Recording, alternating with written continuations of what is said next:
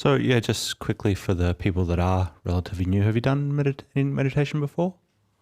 Yeah, done some before. So you're okay to sit for an hour or so? Nice. Okay. Well, that makes it a bit easy for me. As Langdon said, I'll give a little some brief guidance. Maybe throughout the session, just give a few pointers. Up to you whether you listen to it or not. For those that already have a reasonably well-established practice, you can listen to me. You don't have to listen to me. One or the other. Totally up to you. So with that, we'll get started.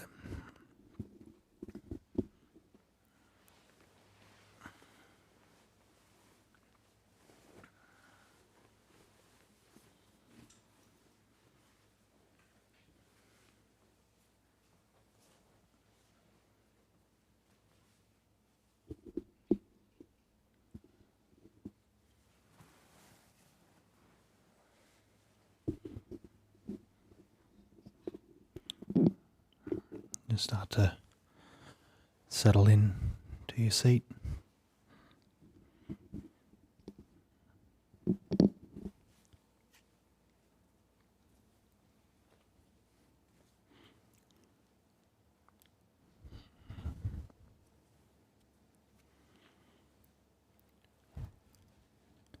Find a position that's relaxed and comfortable for you.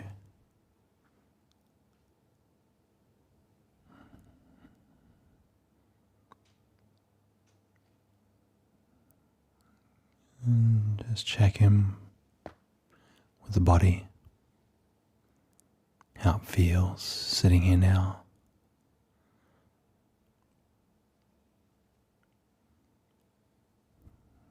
Noticing if there's any obstructions, tightness, tension anywhere.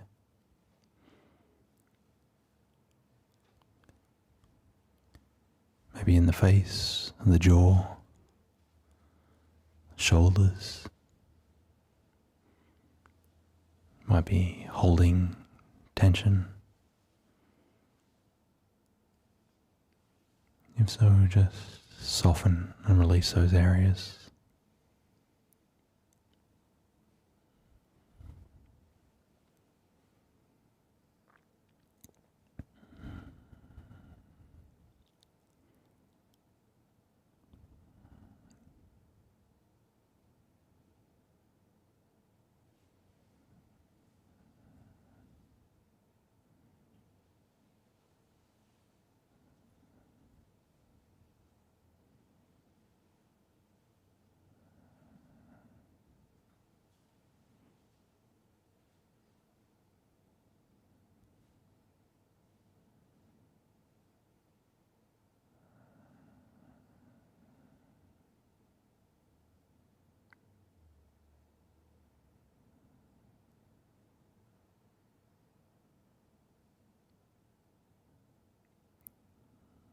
Whatever concerns, plans, things that happened during the day. See if you can just make a determination to put all those aside for the next hour or so.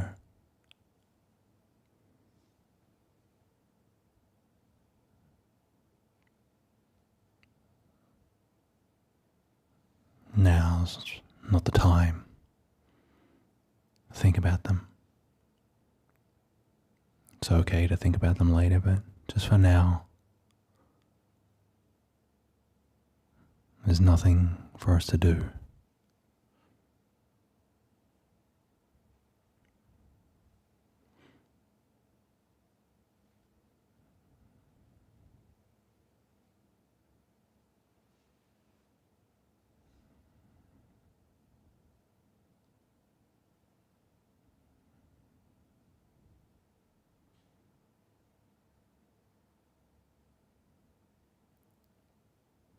Just see for the next few minutes if you can actually do nothing.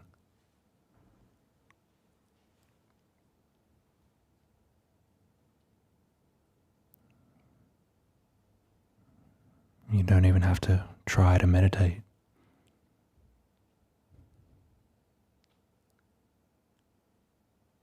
Just sit.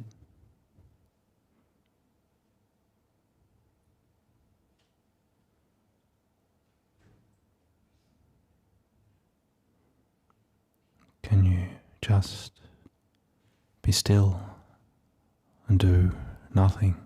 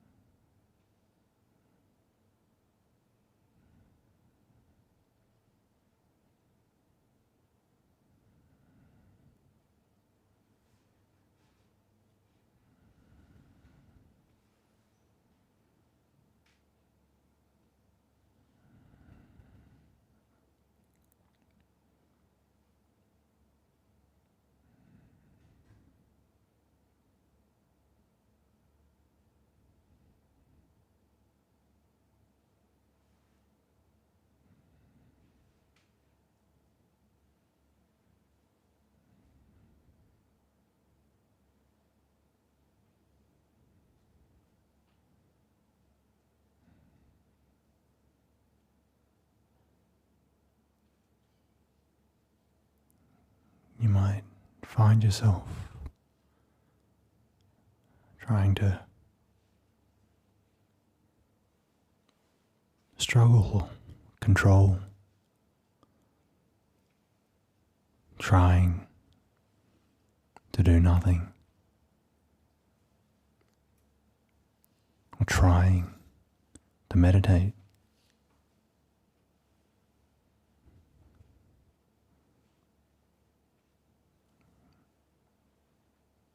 But even just for a few minutes, can you just simply drop everything and do nothing?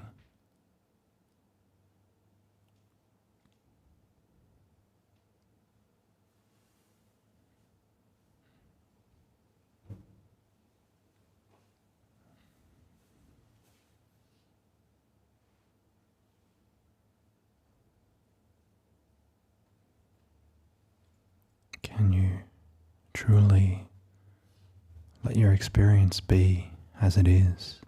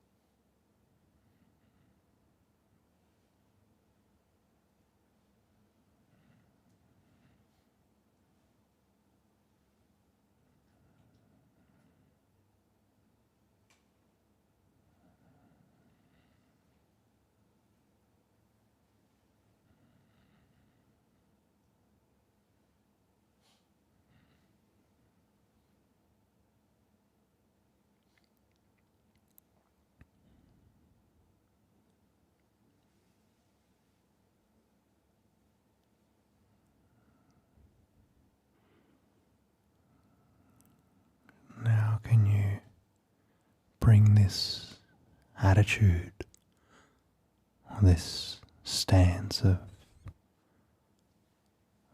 effortlessness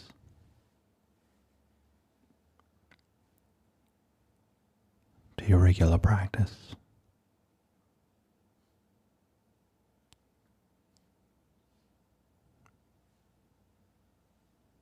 Whatever you might be trying to be aware of.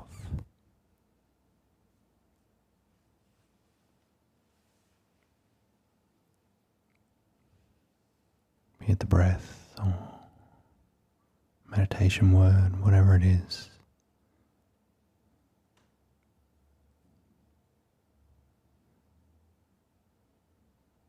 You hold this stance of effortlessness towards that.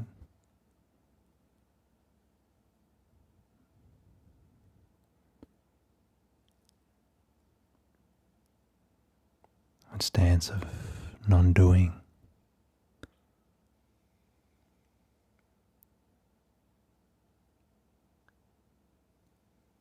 And simply having the object of your awareness be there.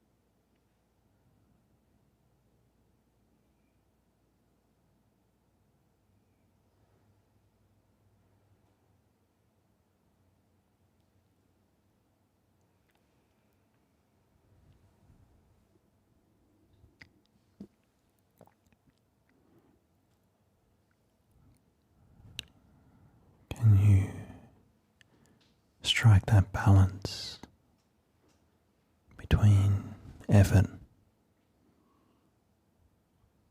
and effortlessness.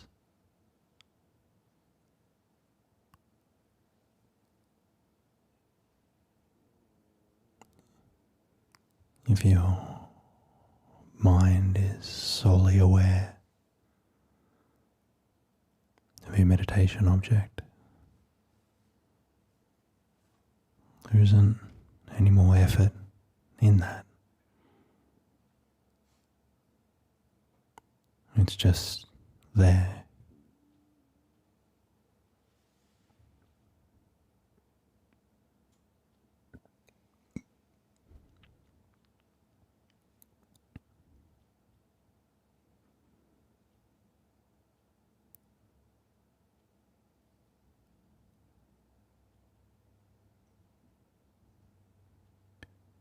It might take some effort to get it there,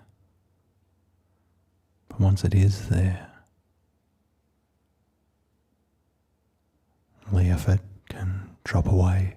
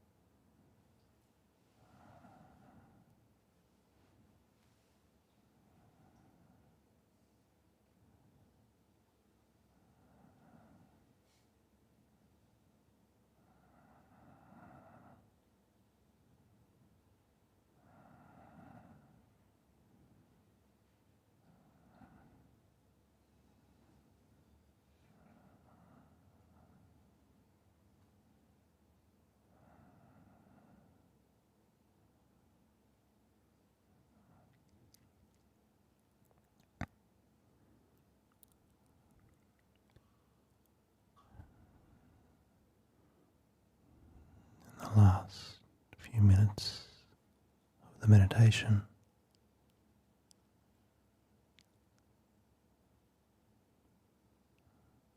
Notice if there's anything that's been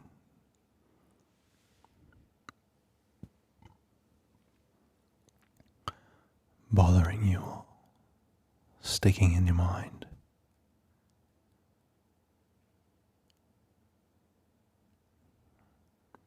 Anything that's been consistently coming up.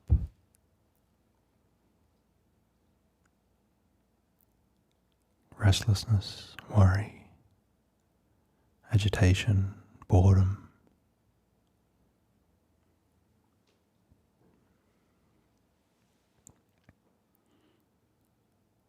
Anything at all.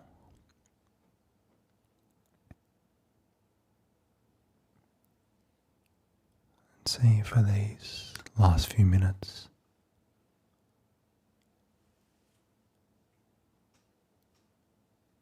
you can just let all that be and start again.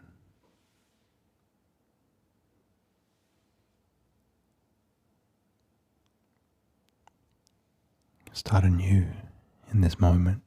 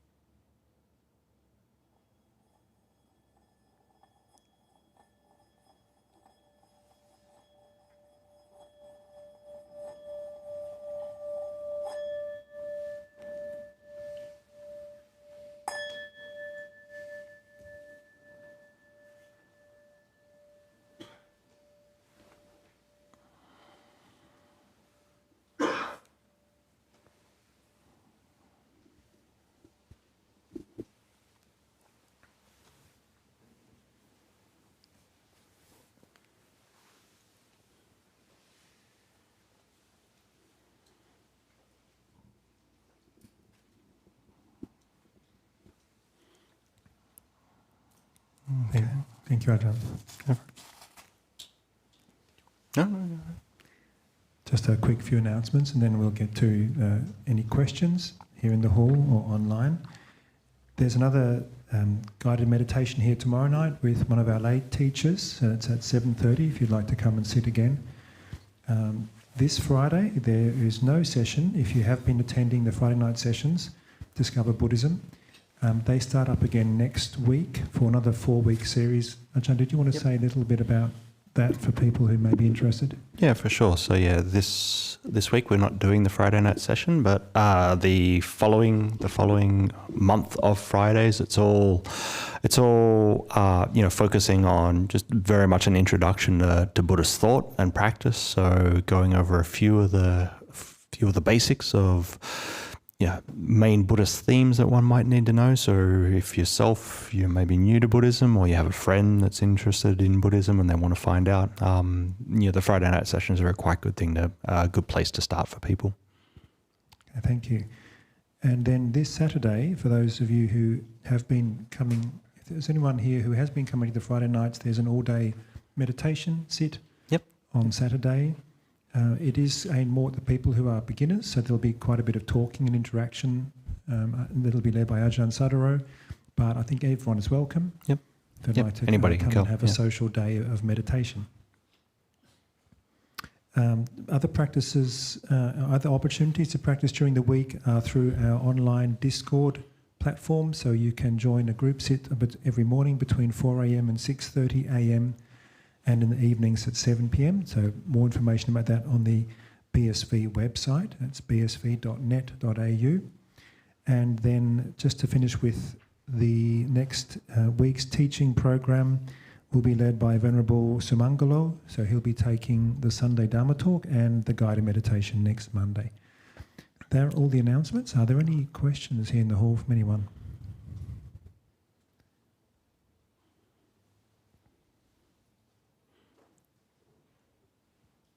No, then we might go to our first online question. I think there's one right up the back, but you can maybe it was right up the back. Maybe ask the online one and then we can go to that one. It was very far up the back.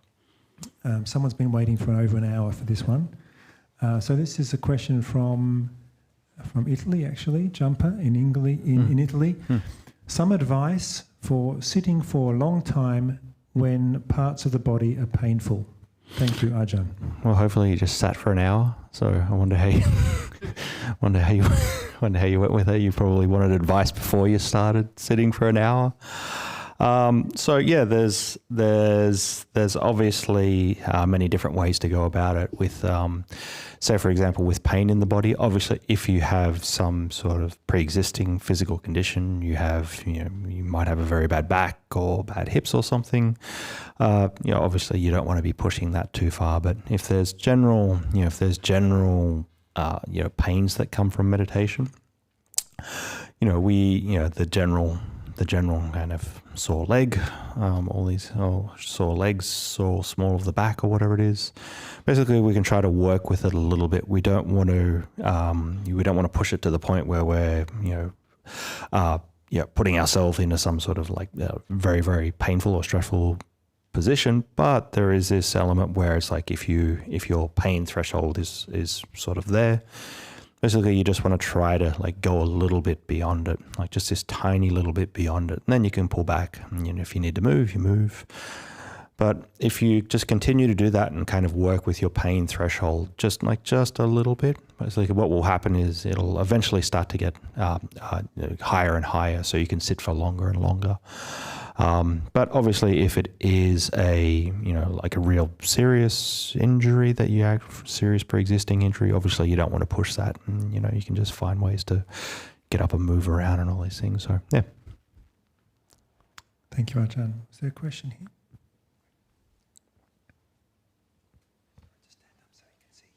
Yep. Hey. Hello. I just had a question regarding catching my thoughts during meditation. Yep. So as I catch my thoughts, I sort of do it by taking a deep breath. And when I do that, I start thinking about that breath, and every time I take a breath, I just start start thinking about it. Yep. And then it's sort of like this loop. Yep. Because every time I catch myself, I'm thinking about it as well. Yep. And I guess I'm just wondering, is that normal, or is that something to like work on to improve? Yeah. I suppose. Yeah. So you're basically just starting with meditation. Yeah. Okay. So yeah, it is quite normal, and you might at times feel like you're in some way like stuck in a recursive loop of, okay, well, my mind wanders off, and no, hang on, I need to think about the breath. I'm meant to be watching the breath. So hang on, but I'm thinking about the breath. I'm not really with the breath, and all these kinds of like it spirals out of control. Eventually, what will end up happening if you just keep doing that, eventually it will sort of like settle. We'll settle on the breath in some way, and you won't have to think about it as much. Now, there's many different ways to go about it as well. Obviously, if you get stuck in this element of a kind of recursive loop, or it's like, oh, hang on, I need to pay attention to the breath. The breath is coming in. The breath is, all these things you can, do or like say words internally in your mind to sort of note the breath. And so you can maybe, if the breath is going in, you can think like in, it's going out, you can think out. Or you can do things like counting with the breath. When it goes in, you can think like 1, 2, 2. What that might do is kind of anchor you to the breath as opposed to just trying to observe it naturally. Sometimes when people try to observe it naturally, a lot of the thoughts still, there's a lot of the kind of discursive thinking that's there. And so they end up, again, like this kind of recursive loop. So sometimes you can use the language of the mind to actually keep you with the breath. So, you might do all those different kinds of things. So, but yeah, it is quite normal. Don't worry about it too much. If you're just starting, it's most people, it's like any new skill that you develop. When you're starting off, it's like, you're a little bit awkward with things. You maybe don't know exactly how to do it, but just in time, you do get a little bit better at it. It's a bit easier to do, and you're not sort of like chasing your thoughts so much. Yeah. Thank you. So like anchoring that breath with like counting it or like just keeping track of it is a good strategy, would you say, as a beginner? Yeah, for sure. It's so even something like counting is quite good, because say for example, like counting the breaths, it's like you pretty much know when you're lost.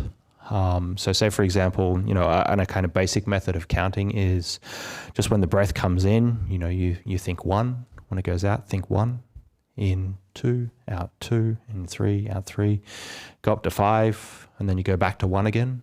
You go up from 1 to 6, and you go back to 1 again, 1 to 7, 1 to 8, 1 to 9, 1 to 10, and then basically start the whole thing all over again. And so counting is sort of engaging this like linguistic capability in the mind, and you're not sort of thinking so much about the breath. You're just trying to like count along with the breath. And then what will happen with something like that is eventually you just naturally yourself, you just drop the counting. You just stop counting, and then you can just like stay with the breath a little bit more. So yeah, you can use a lot of these kind of preliminary things to help you like anchor you to the breath. And then once your attention does settle a bit more on the breath, don't be surprised if it starts to, you start to drop some of these things. Drop the counting, drop the word or whatever it is, and and then the breath you will be able to just stay with the breath a little bit more. Thank you. Yeah, that's it. Thank you, Ajahn. There's another online question. Yep. More of a general question. Yep. I realize that my thinking is not in accordance with right view, and I'm overcome with ill will at times. Yep. How do I develop the right view more deeply to be able to stick with it? Yeah. So you're in a somewhat of a conundrum here, because actually like developing right view, essentially you don't get to right view until basically you become enlightened. So fully having like right view, it's something that takes a lot of time. It takes a lot of patience.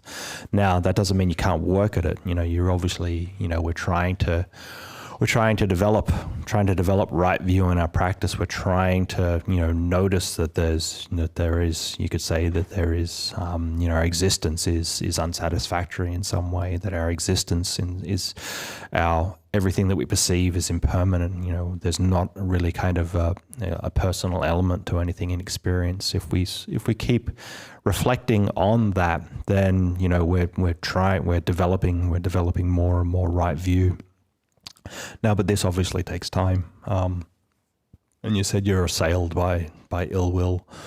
Well, if you're assailed by ill will, then obviously really developing the full spectrum of the Eightfold Path is going to be the antidote to that, because that will sort of culminate in right view, getting right samadhi, having right mindfulness, putting forth right effort to abandon the kind of the ill will that's in the mind. So it's, obviously it can be frustrating and it takes a long time and it can be, somewhat disheartening sometimes, but it really, there really is no other kind of antidote to patience. It takes time to develop right view. We're all kind of susceptible to this, this fundamental, misperception of reality, this avidya that we all have. Like, this is just sort of, it's controlling the show until we're enlightened. But if we keep at it, like, things just do get better. And say, for example, with the ill will, in time, by reflecting on the Dhamma more and more, by osmosis, it starts to minimize. The more practice you put in, the more this ill will starts to dissolve. So, and there's you probably know yourself already that there's plenty of practices that you can do as an antidote for ill will, things like kindness and stuff like that. But look,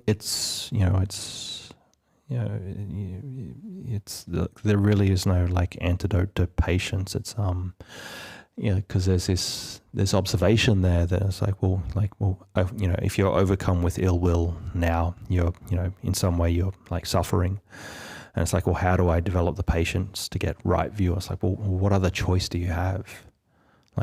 I can just stop trying to develop right view, and my ill will just get worse and worse, and I'll just suffer more and more. You can do that, and you can do that if you really want, but that's obviously not gonna reduce your suffering. So really the only kind of choice that you have is I just have to stick with it, and it will gradually get better.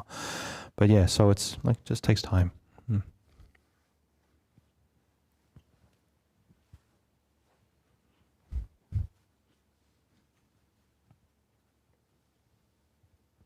Hey, John.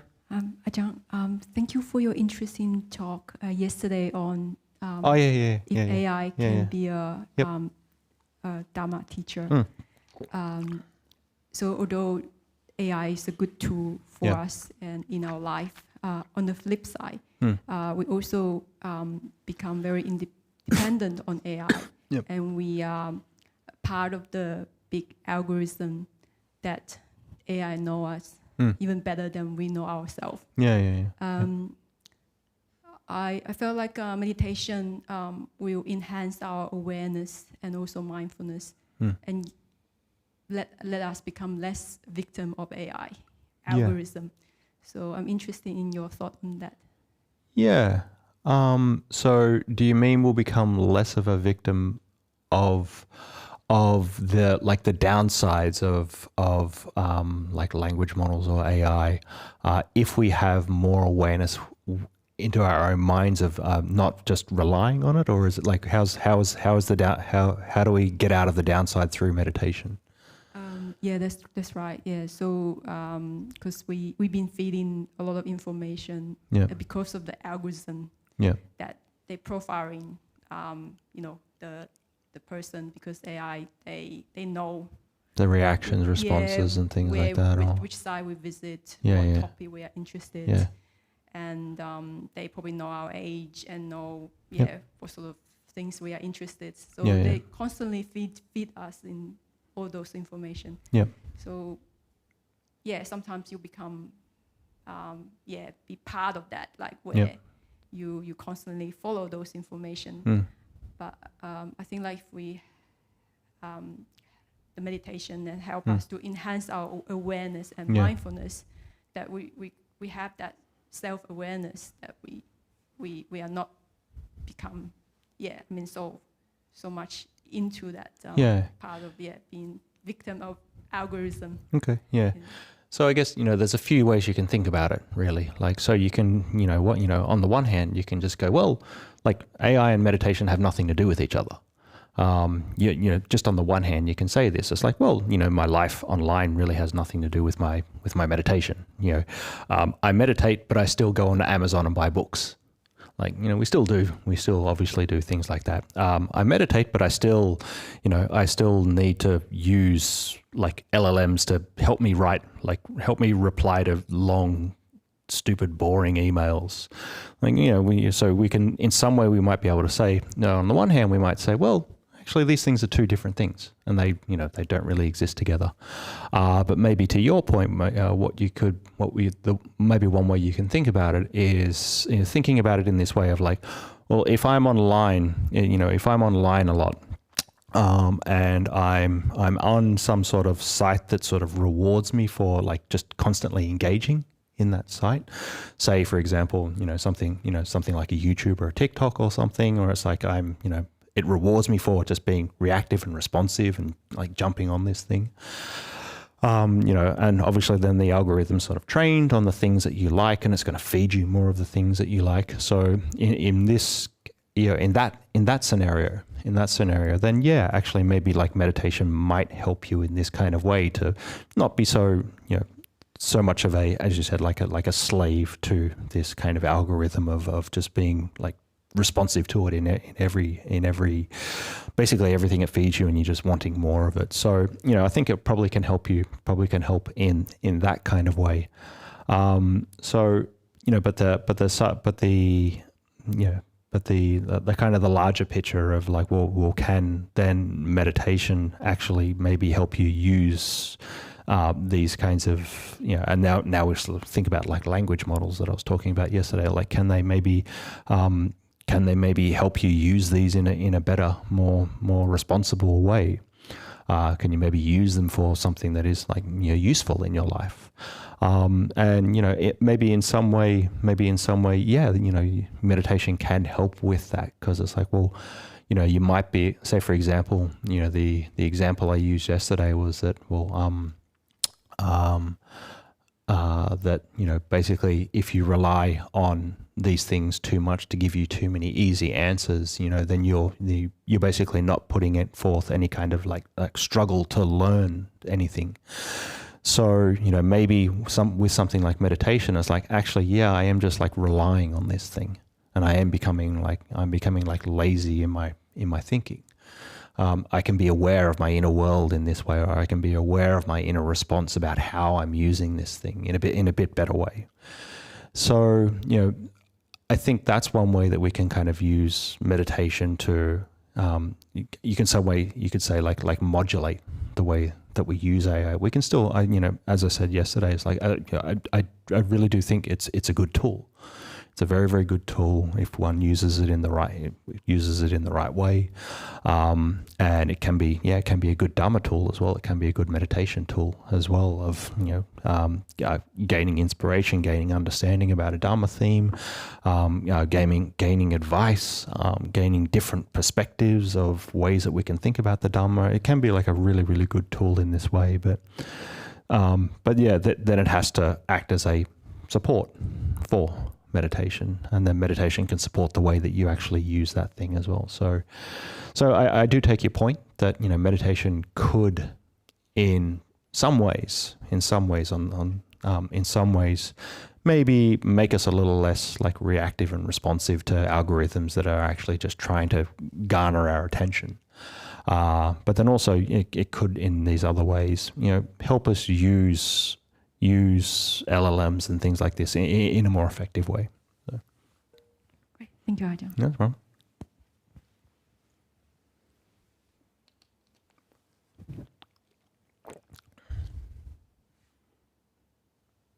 Yep. the universal sign of, do you have a question, of like wave the microphone, wave the microphone around. Yeah, sorry. They're all the questions, Ajahn. Thank you very much. Okay, very good. Okay, good to see everyone. Hope everyone has a good night.